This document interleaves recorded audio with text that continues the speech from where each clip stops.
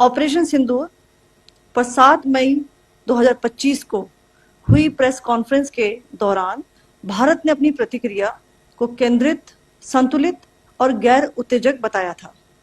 यह विशेष रूप से स्पष्ट किया गया था कि पाकिस्तानी सैन्य ठिकानों को निशाना नहीं बनाया गया। साथ ही दोहराया गया कि भारत में किसी भी सैन्य लक्ष्य पर हमले का उचित जवाब दिया जाएगा।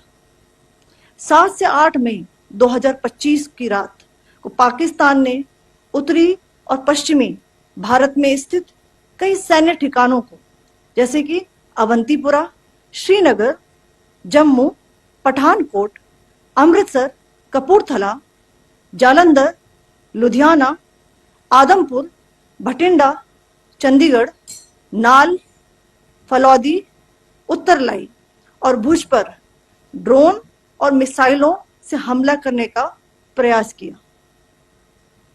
इन हमलों को इंटीग्रेटेड काउंटर यूएस ग्रिड और वायु रक्षा प्रणालियों द्वारा निष्क्रिय कर दिया गया।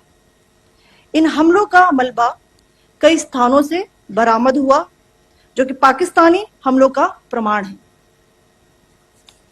On the night of 7th May 2025, Pakistan attempted to engage a number of military targets in northern and western India using drones and missiles. These places included Avantipura, Srinagar, Jammu, Pathankot, Amritsar, Kapurthala, Nal, Jalandhar, Ludhiana, Adampur, Bhatinda, Chandigarh, Falodi, Uttarlai and Bhuj. These were neutralized by the integrated counter unmanned aerial system and other air defense systems. The debris of these attacks is now being recovered from a number of locations that prove the Pakistani attacks.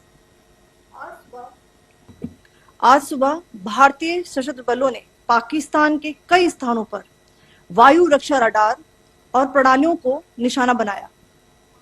Bharat की प्रतिक्रिया समान क्षेत्र में समान तीव्रता के साथ की गई। यह विश्वसनीय रूप से ज्ञात हुआ कि लाहौर में स्थित एक वायु रक्षा प्रणाली को निष्क्रिय कर दिया गया। Today morning, Indian Armed Forces targeted air defense radars and systems at a number of locations in Pakistan. Indian response has been in the same domain with the same intensity as Pakistan. It has been reliably learnt that an air defense system at Lahore has been neutralized. Pakistan ने नियंत्रण रेखा पर आकरण गोलीबारी की तीव्रता बढ़ा दी है, जिसमें कुपवाड़ा, बारामूला, उरी, पुंछ, मेंढर और राजौरी क्षेत्रों में मोर्टार और भारी तोपखाने का इस्तेमाल किया जा रहा है। Pakistan has increased the intensity of its unprovoked firing across the line of control using mortar and heavy calibre artilleries in areas in Kupwara, Baramulla, Uri, Poonch, Mendhar and Rajouri sectors in Jammu and Kashmir.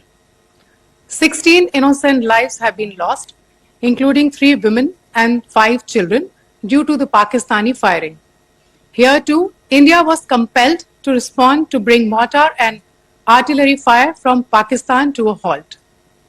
Indian Armed Forces reiterate their commitment to non-escalation, provided it is respected by the Pakistan military.